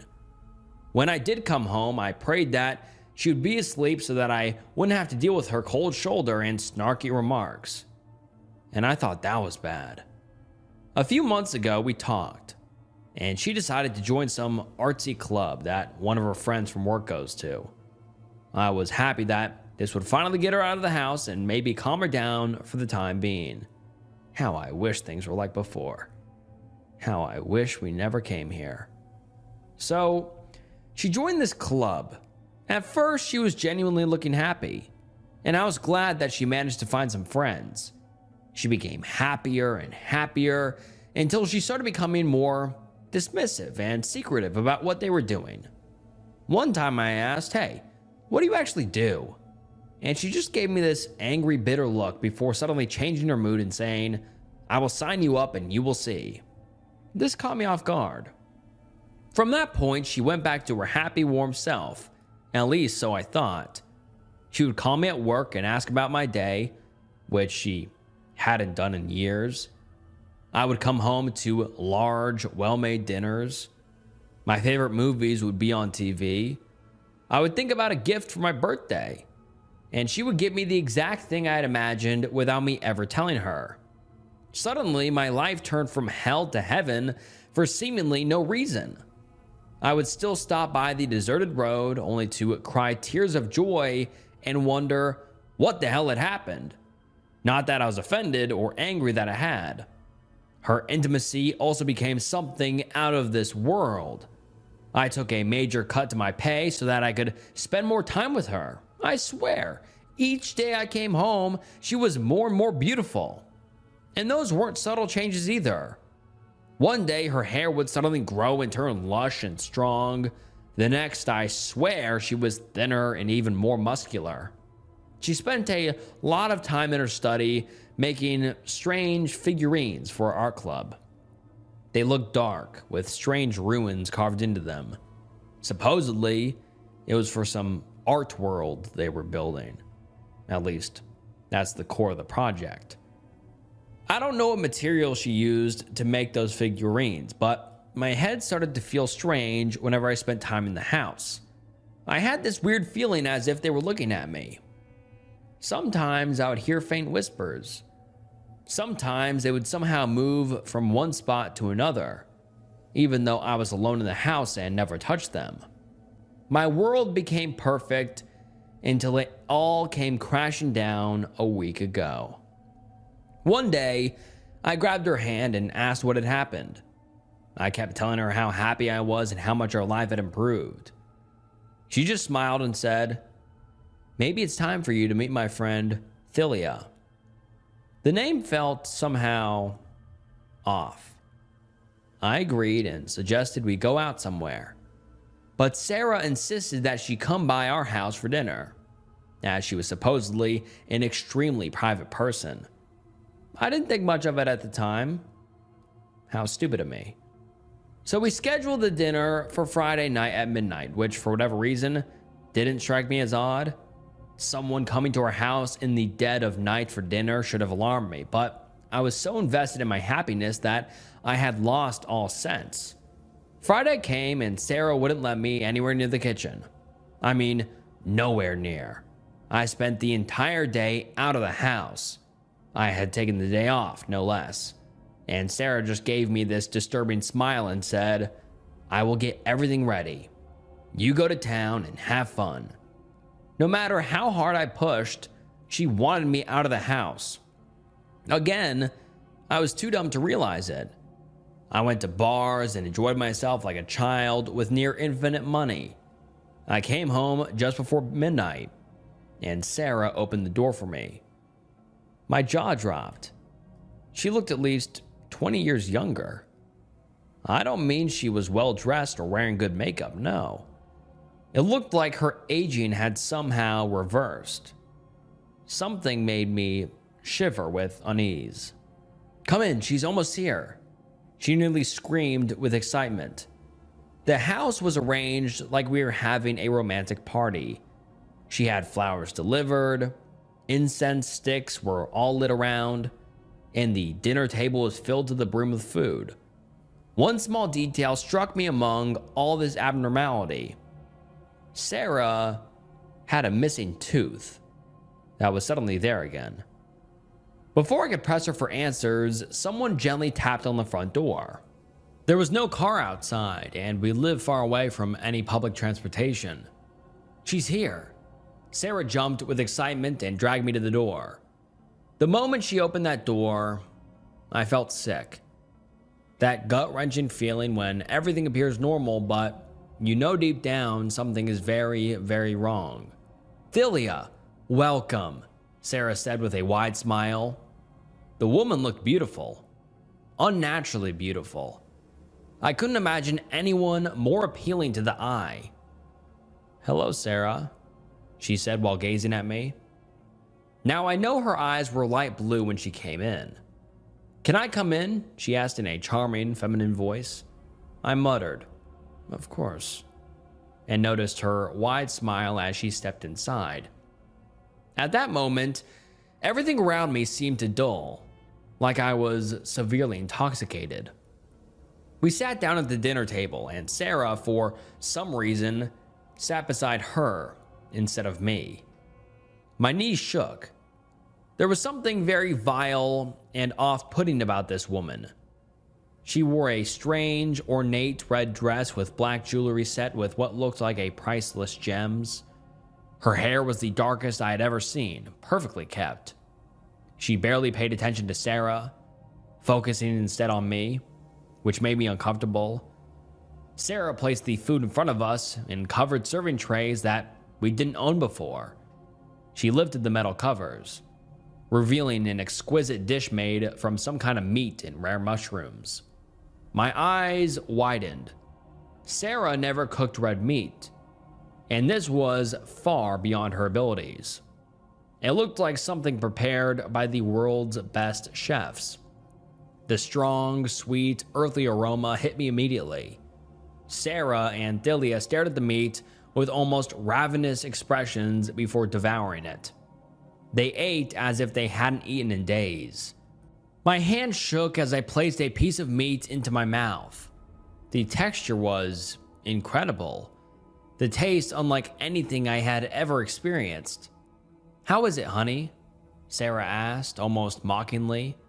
"It's lovely," I muttered, and they both laughed. Even though it tasted incredible, I couldn't swallow a single bite. It was as if my body refused to let me.